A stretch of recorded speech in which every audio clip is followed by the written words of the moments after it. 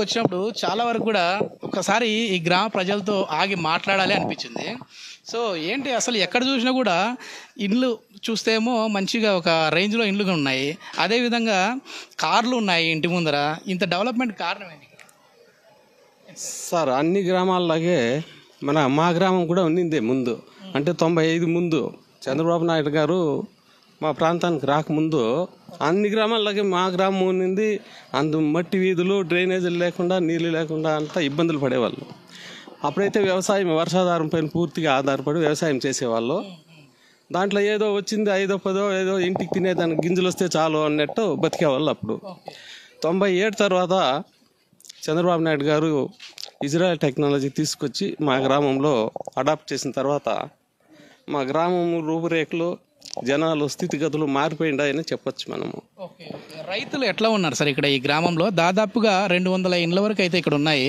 So రైతులు ఎంతమంది ఉంటారు? వాళ్ళ పరిస్థితి ఇంతకుముందుకి ఇప్పటికి ఎట్లా ఉంది? సార్ దాదాపు రైతులు 200 కుటుంబాల వరకు ఉంటాయండి. అందరూ వాణిజ్య పంటలు అంటే కూరగాయలు, పూలు, పండ్లు సాగు చేస్తారు.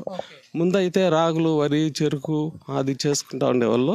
ఈ టెక్నాలజీ వచ్చిన తర్వాత వాణిజ్య పంటలు సాగు చేసి ప్రతిరోజు ఎంతో కొంత ఆదాయం ఎనికి తీసుకుంటా ఉండే దాని నుంచి రైతులు ప్రస్తుతానికి బాగానే ఉండారనే చెప్పచ్చు. కానీ ఇప్పుడు మార్కెట్ సరిగ్గా లేకుండా ఈ 4 కరోనా టైం నుంచి ఇప్పటి వరకు కొంచెం మార్కెటింగ్ లేకుండా, గవర్నమెంట్ రైతులపైన దృష్టి పెట్టకుండా కొంచెం ఇబ్బందుల్లో అయితే ప్రస్తుతానికైతే ఉన్నారు. సార్ ఇక్కడ నుంచి చాలా వరకు కూడా ఎగుమతులు ఇతర ప్రాంతాలకు వెళ్తూ ఉంటాయి అని చెప్పేసి విన్నాను. అంటే నర్సరీలు కావచ్చు, ఈ గ్రీన్ హౌస్లు కావచ్చు, ఈ డ్రిప్పింగ్ సిస్టమ్ కూడా రావడం కావచ్చు, ఇట్లాంటివన్నీ కూడా దీనివల్ల పంట బాగా వచ్చేసి ఈ దిగుబడి బాగా ఉండడం వల్ల ఇక్కడ నుంచి ఎక్కువగా ఎగుమతులు చేస్తూ ఉన్నారని చెప్పి విన్నాను. ఏమేమి ఎక్కువ మీరు పంపిస్తూ ఉంటారు? సార్ అన్ని రకాల కూరగాయలు, పూలు, పండ్లు సాగు చేస్తాం. ఇక్కడ దాదాపుగా ఒక 20-25 రకాల కూరగాయలు, పూలు సాగు చేస్తారు. ఈ టెక్నాలజీ వచ్చిన తర్వాత క్రాప్ ప్రొడక్షన్ డబుల్ అయింది, ఈల్డింగ్ డబుల్ అయింది. వాటర్ కన్జంప్షన్ తక్కువ నీటిలో ఎక్కువ మనం విస్తీర్ణం సాగు చేసేదాని నుంచి పంటలు కూడా ఎక్కువ వచ్చేదానికి ఆస్కారం ఉంది. దాంతోపాటు రైతులు టెక్నాలజీని బాగా, అంటే ఇప్పుడు ఏ పురుగు వస్తే ఏం మందు కొట్టాలా, ఏ టైంలో మనం ఏ ఎరువులు మనము పంటకి వేసుకోవాలా, రోజుకి ఎంత నీళ్లు మనము పంటకి ఇచ్చుకోవాలని దీనిపైన బాగా ట్రైనింగ్ అయిన దానివల్ల రైతులు బాగా ఎక్కువ పంట తీసుకుంటా ఉన్నారు. దీన్నంతా మనం ఇంకా ఎక్కడ రేటు ఉంటే అక్కడ చెన్నై కానీ, వీకోట కానీ, కోయంబత్తూరు కానీ, మేటుపాలెం కేరళ సైడ్ కానీ పంపిణీకి కూడా ఇక్కడ నుంచి వెళ్తా ఉన్నాయని విన్నాను సార్. 2014 నుంచి పంపించాం సార్. అంటే ఈ కూరగాయలు, పూలు కూడా సార్. అంటే 5 రకాల పూలు సార్. టెంపుల్కి ప్రతిరోజు నిత్య దిట్టము అంటారు సార్. కింద ఉన్న 5 టెంపుల్స్కి, తిరుపతిలో ఉన్న 5 టెంపుల్స్కి, తిరుమల లేదు, తిరుమలకు అవసరమైనప్పుడు డెకరేషన్ ఫ్లవర్స్ మాత్రమే పంపిస్తూ ఉన్నాము. కింద 5 టెంపుల్స్కి 2014 నుంచి దాదాపు 19 దాకా మేము పంపించాం సార్. కూరగాయలు కూడా కింద ఉన్న కాలేజెస్, క్యాంటీన్స్, పద్మావతి గెస్ట్ హౌస్లు, పైన కొండపైన ఎంప్లాయీస్ క్యాంటీన్, వీటన్నిటి కూడా పంపించేవాళ్ళం. ఈ గవర్నమెంట్ చేంజ్ అయిన తర్వాత ఎందుకు మా పైన వాళ్ళకి నాయకులకి అసూయ వీళ్ళు తెలుగుదేశం వాళ్ళని వాంటెడ్గా ముద్రేసేసి ఆపేశారు. వాళ్ళు తెలుగుదేశం డైరెక్ట్గా లెటరే రాశారు, వాళ్ళు లెటరే మాకు చూపించారు వాళ్ళు. సార్ ఇట్లా బిజినెస్ ఎట్లా ఉందండి ఇక్కడ ఈ ఏరియాలో? కుప్పం అంటే మీ గ్రామమే కాకుండా మొత్తం కుప్పం నియోజకవర్గం బిజినెస్ పరంగా తీసుకుంటే ఇప్పుడు మా ఊర్లో కూడా ఫినోలెక్స్, పీవీసీ కానీ, బోర్ పైపులు కానీ, మోటార్స్ కానీ అన్నీ కూడా అందుబాటులో వచ్చాయి సార్. ఇప్పుడు ఫెర్టిలైజర్స్ కంపెనీ కూడా ఊర్లోనే ఉంది సార్. రైతులకి ఏం కావాలన్నా కూడా ఇక్కడే దొరుకుతుంది. అవన్నీ కూడా వాళ్ళు అంటే పంట దగ్గరికి ఏం ముందు కొట్టాలా, ఏ పురుగుకి ఏం ముందు కొట్టాలని కూడా వీళ్ళే మన చైతన్య రైతు మిత్ర గ్రూప్ వాళ్ళు కూడా తీసుకొని వాళ్ళే చెప్తున్నారు సార్. బిజినెస్ పరంగా తీసుకుంటే మాకు వీకోట మార్కెట్ దగ్గర ఉంది. అది కాకుండా చెన్నై ఇక్కడ ఇంకా రోజు చెన్నైకి టెంపో ఉంటుంది సార్.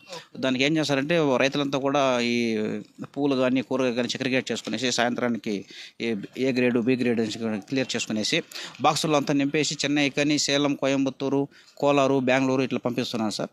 బాగానే ఉంటుంది సార్.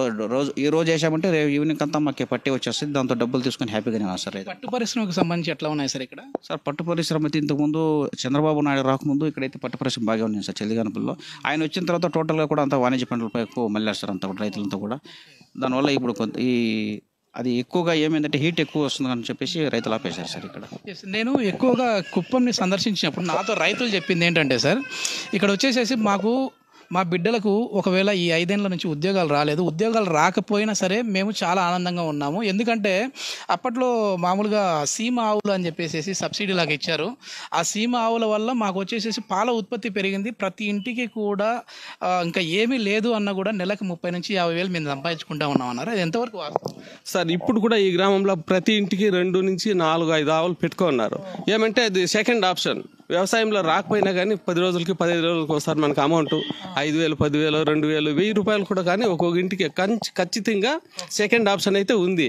ఆవుల పైన ఆధారపడి అవును పూర్తిగా వ్యవసాయం పైన అంటే దాంట్లో ఏమీ రాలేదనుకో మళ్ళీ ఇల్లు జరగాలి కదా, అదే ఉంది. ఇది కాకుండా ఏమంటే ఇప్పుడు 2000 తర్వాత ఎడ్యుకేషన్ పైన ఎక్కువ అందరూ ఫోకస్ చేశారు. అప్పుడు చంద్రబాబు గారు కాలేజీలో అందుబాటులోకి తెచ్చేసారు. మనకు అన్ని పక్కనే, ముందైతే తిరుపతి దాటిపోవాలా. మీ గ్రామాన్ని ఒకసారి చూస్తూ మనం మాట్లాడదాం సార్. ఎందుకంటే చాలా వరకు కూడా అంటే ఒక పక్క చూస్తే మనకి మంచి బిల్డింగ్స్ కనపడతా ఉన్నాయి. పాతకాలం ఎప్పుడో చూసిన పెంకుటిన్లు కూడా కనపడుతుంది. సార్ ముందైతే అదే అట్లే ఉండిందే. ఆ ఇల్లు ఎందుకు అట్లా ఉందంటే ఆ ఇంట్లో సాఫ్ట్వేర్ ఇంజనీర్ లేరు. ఓకే, చంద్రప్ప అవునా, ఈ ఇయర్ నుంచి అమ్మాయి సాఫ్ట్వేర్ ఇంకో 2 ఏళ్ళలో అది కూడా మేడ అయిపోతుంది సార్, దాంట్లో ఏం డౌట్ లేదు. సాఫ్ట్వేర్ ఇంజనీర్ ఆ ఒక్క ఇంట్లో లేరంట, ఇప్పుడు అయ్యారు కాబట్టి ఒక సంవత్సరం 2 ఏళ్లలో అది కూడా బిల్డింగ్ అయిపోతుంది. చూస్తే అన్నింటిలో ఆ పక్కన ఉన్న బిల్డింగ్ కూడా వాళ్ళదే సార్. అమ్మాయి ఓకే, చాలా బాగుంది. అంటే ఇది ఏదో 1 సంవత్సరం 2 సంవత్సరాల్లో వచ్చిన అభివృద్ధి అయితే కాదు, ఒక విజన్ తో వచ్చిన అభివృద్ధి సార్ ఇది. అవును సార్, అవును. అంటే చంద్రబాబు గారు అప్పట్లో 2020 విజన్ పెట్టుకున్నారు. అవును సార్, అవును సార్.